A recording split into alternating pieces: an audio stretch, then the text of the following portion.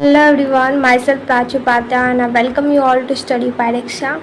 In this video, we are going to discuss about the next topic of this chapter, that is the Gorbachev and the disintegration. So let's start. By the way, how are you guys handling with summer heat because it is too intense? अब हम बात करते हैं Mikhail गॉर्बाचेव की। कौन है ये? किसी तो पोस्ट पे होगा। तो 1985 में जनरल सेक्रेटरी बना कम्युनिस्ट पार्टी का। और कहाँ पर बना? सोवियत यूनियन में। अब सोवियत यूनियन क्या है आपने पहले वाले वीडियो में देख लिया होगा, नहीं देखा तो लिंक डिस्क्रिप्शन में है और आई बटन पे भी दिख जाएगा, आप जाकर देख सकते हो। सो ये जो है सिस्टम में चेंजेस लाना चाहते थे। So what type of changes? ये चाहते थे कि जो आईटी रिवॉल्यूशन जो वेस्ट में टुक प्लेस हो रहा है तो उसमें यूएसएसआर को भी आगे लेके जाया जाए। तो गॉर्बाचेव जो है वो रिलेशंस को नॉर्मलाइज करना चाहता था वेस्ट के साथ और साथ ही सोवियत यूनियन को डेमोक्रेटाइज करना चाहता था, चेंजेस लाना चाहता था। बट इसके जो इफेक्ट है वो ना तो इसने सोचा था और ना ही किसी और ने। इसके इफेक्ट आप लोगों को जरूर पता होंगे। पता है क्यों? बिकॉज आप बचपन से सीआईडी देखते आ रहे हो यार, आप लोग पता लगा देते हो कि आगे की स्टोरी क्या है। और ऐसे कुछ चतुर बच्चे भी है पता है जो चैप्टर पहले पढ़ के आते हैं। मैं बताओ कितने लोगों ने सीआईडी नहीं देखा कभी भी बचपन से और ना ही अभी देखते हो? जरूर बताना मेरे को ऐसे कौन है। सो jokes apart, east European countries है जो कि सोवियत यूनियन का पार्ट है, उन्होंने क्या कर दिया, प्रोटेस्ट स्टार्ट कर दिया। किसके अगेंस्ट में? सोवियत गवर्नमेंट के अगेंस्ट में और सोवियत कंट्रोल के अगेंस्ट में। बट पहले क्या हुआ करता था कि गवर्नमेंट इंटरवेंट कर देती जो भी डिस्टरबेंस ऑकर हो रहा है। बट इस बार गॉर्बाचेव के अंडर में जो गवर्नमेंट थी उसने इंटरवेंट नहीं किया और धीरे धीरे जितने भी रिजिम्स हैं वो कोलैप्स करते गए एक के बाद एक। समझ आया? और एक और चीज़, मैप को विजुअलाइज करो, ठीक है? यहाँ पे तो मैं स्क्रीन पे दिखा दूंगी बट आप लोगों को भी क्या करना है ना, थोड़ा विजुअलाइज करना है। ये जो क्राइसिस आ रहा है यूएसएसआर के अंदर, इसको स्पीड अप किसने किया? गॉर्बाचेव की पॉलिसीज ने। इन्होंने क्या किया? पॉलिटिकल और इकोनॉमिक रिफॉर्म्स लाए और क्या चाहा कि कंट्री को डेमोक्रेटाइज किया जाए। बट इनके जो रिफॉर्म्स है, इनके जो इनके जो पार्टी के विद इन जो लीडर है, इन्होंने ही अपोज किया कि भाई तुम ये क्या ला रहे हो, कौन से रिफॉर्म्स है ये, ऐसे कैसे डेमोक्रेटाइज कर दोगे। ध्यान से सुनना, 1991 में कूप टुक प्लेस होता है जो इनकरेज किया गया था कम्युनिस्ट पार्टी के हार्डलाइनर के द्वारा। ये कौन थे? जिन्होंने अपोज किया था गॉर्बाचेव की पॉलिसीज को, ठीक है, जो ये सारा सिस्टम पॉलिसीज वगैरह नहीं चाहते थे, उनके द्वारा ये कूप टुक प्लेस हुआ, ठीक है। जो लोग थे ना वहाँ पे रहने वाले, उन्होंने फ्रीडम को टेस्ट कर लिया था। अब उनको वापस से वो पुराना टाइप का रूल नहीं चाहिए। अब आप डेमोक्रेटिक कंट्री में रह रहे हो, अब आपको एक दिन में बोले कि अब डिक्टेटरशिप आ जाएगी या फिर मोनार्की रूल आ जाएगी तो आप क्या शॉक नहीं हो जाओगे? साइकोलॉजिकल शॉक लग जाएगा कि भाई ये क्या है। आपको फिर अच्छा नहीं लगेगा यार, हम इतने आज़ाद थे, आज़ाद पंछी की तरह हम उड़ रहे थे और अब डिक्टेटरशिप या मोनार्की आने वाली है तो आप ये आपको अच्छा नहीं लगेगा, राइट? तो इसी दौरान एक हीरो बन के आया जो था बोरिस येल्त्सिन, ठीक है। इन्होंने अपोज किया इस कूप को। जैसे बालवीर में होता था, बच्चे परेशान हो जाते थे ना तो एक हीरो आ जाता था, that is Baalveer, that is Boris Yeltsin, ठीक है। लोग परेशान हुए, बोरिस येल्त्सिन आया, इसने कूप को अपोज किया और रशिया में मेजोरिटी से जीता ये। और फिर पावर जो है सोवियत से रिपब्लिक में शिफ्ट हुई और ये चीज़ जो है मोर यूरोपियनाइज पार्ट जो है वहाँ पर देखने को मिला, बिकॉज सेंट्रल एशियन जो रिपब्लिक्स है उनको सोवियत यूनियन में ही रहना था। अब दिसंबर 1991 को डेट याद कर लेना, यूक्रेन, बेलारूस और रशिया, 3 मेजर रिपब्लिक्स हैं।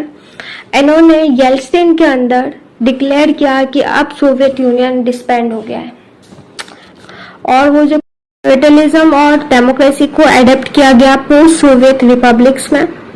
जो डिक्लेरेशन है डिसइंटीग्रेशन ऑफ यूएसएसआर का और फॉर्मेशन ऑफ सीआईएस का, ये सरप्राइज की तरह आया किनके सामने? स्पेशली सेंट्रल एशियन रिपब्लिक्स के सामने।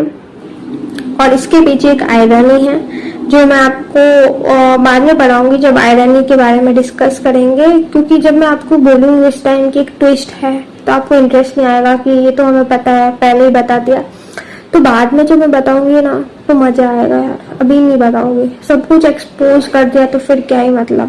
ये जो इन रिपब्लिक्स को एक्सक्लूड किया गया है, इस इशू को सॉल्व करने के लिए इनको CIS का फाउंडिंग मेंबर बनाया गया और रशिया को एक्सेप्ट किया गया एज ए सक्सेसर स्टेट, जो कि इनहेरिट करेगा UNSC की सीट और जितने भी अब इंटरनेशनल ट्रीटीज है, कमिटमेंट है, यही एक्सेप्ट करेगा।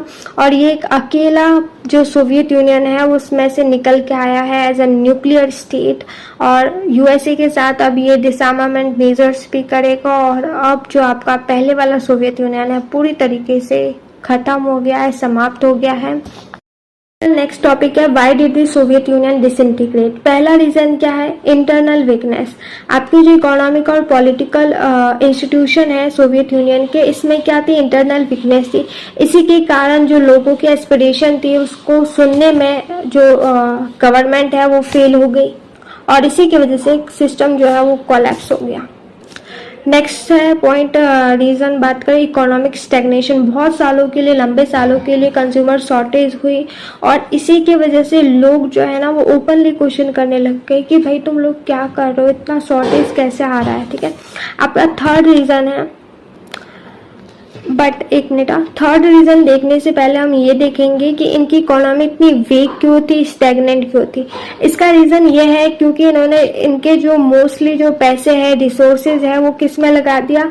मिलिट्री वेपन्स को डेवलप करने में और सैटेलाइट स्टेट्स को डेवलप करने में। इसी की वजह से सिस्टम के ऊपर बहुत ज़्यादा बर्डन आ गया और फिर उसके साथ ये कॉप अप नहीं कर पाए।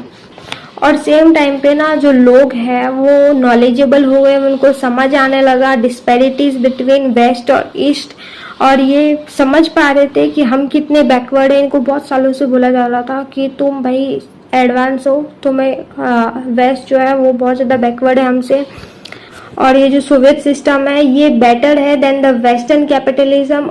जो रियलिटी है बैकवर्डनेस की, ये इनके सामने किस तरीके से आई? एज अ पॉलिटिकल और साइकोलॉजिकल शॉक की तरह। अब ऐसे लोग जिनको झूठ नहीं पसंद होता, आई एम द पर्सन जिसको ये सब पसंद नहीं आता। पता है मेरे को भी ऐसा बोला गया था ना कि ये हमारी जो कंट्री है ये एडवांस है, बैकवर्ड नहीं, और मालूम पड़ता कि भाई ये बैकवर्ड है, तो भाई बहुत गुस्सा आ जाता मेरे को तो कि हमारे साथ धोखा कैसे कर दिया।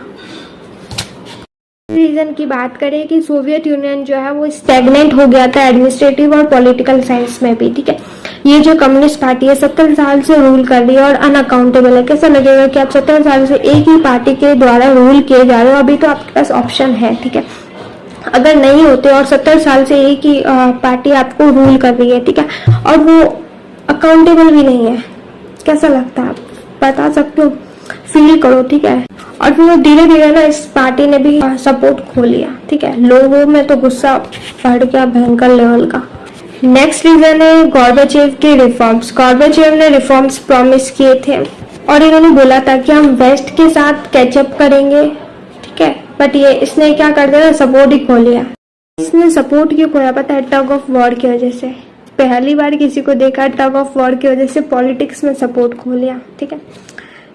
आप इमेजिन कर रहे होंगे टग ऑफ वॉर को एज अ गेम, ठीक है, पॉलिटिक्स में भी गेम की तरह इमेजिन करो। यहाँ पर क्या हुआ, कुछ सेक्शन ऑफ सोसाइटी को ऐसा लग रहा था कि गॉर्बाचेव को और ज़्यादा तेज़ी से बढ़ना चाहिए, ठीक है। इन्होंने जिस तरीके से सोचा था कि हमें इतना बेनिफिट मिलेगा, तो उस तरीके से उतना बेनिफिट इनको मिला नहीं, या फिर बहुत स्लोली इनको बेनिफिट मिला। और इसके अगेंस्ट में हम बात करें, दूसरे सेक्शन जो लीडर हैं इनके कम्युनिस्ट पार्टी के, वो बोल रहे थे कि ये बहुत ज़्यादा फास्ट मूव कर रहा है, बहुत जल्दी जल्दी हमारे जो प्रिविलेजेस है ये सब खत्म हो रहे हैं। और इसी टग ऑफ वॉर में गॉर्बाचेव ने सारा का सारा सपोर्ट खो दिया।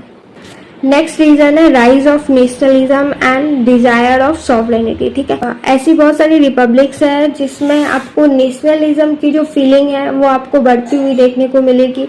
वो अपने आप को सॉवरेन देखना चाहते थे, एक इंडिपेंडेंट कंट्री की तरह देखना चाहते थे। यहाँ पर आपको आयरनी देखने को मिलेगी, क्योंकि बहुत सारे जो लोग हैं कोल्ड वॉर के टाइम पे ये सोच रहे थे कि नेशनलिस्ट अनरेस्ट आपको सेंट्रल एशियन में ज़्यादा देखने को मिलेगा, क्योंकि because of religious and ethnic differences with other Soviet republics, but things turn out differently. Nationalist dissatisfaction है ये हमें सबसे ज़्यादा देखने को मिला है यूरोपियन और जो प्रॉस्पेरस पार्ट है रशिया का, वहाँ पर यहाँ के जो लोग हैं ये एलिनेटेड फील करते थे सेंट्रल एशियन के लोगों से, और ये ऐसा मतलब मानते थे कि हम बहुत ज़्यादा हाई पे कर रहे हैं इन कंट्रीज़ को हमारे साथ रखने के लिए। अब हम नेक्स्ट वीडियो में नेक्स्ट पार्ट देखेंगे जो कि है कॉन्सिक्वेंस ऑफ डिसइंटीग्रेशन। पहले वाला वीडियो नहीं देखा आपने पार्ट 1 तो वो देख ले, फिर पार्ट 2 देखे, फिर आने वाला पार्ट 3 देखे, और उसके लिए आप बेल आइकन को प्रेस कर दे जिससे आपको नोटिफिकेशन भी मिल जाए।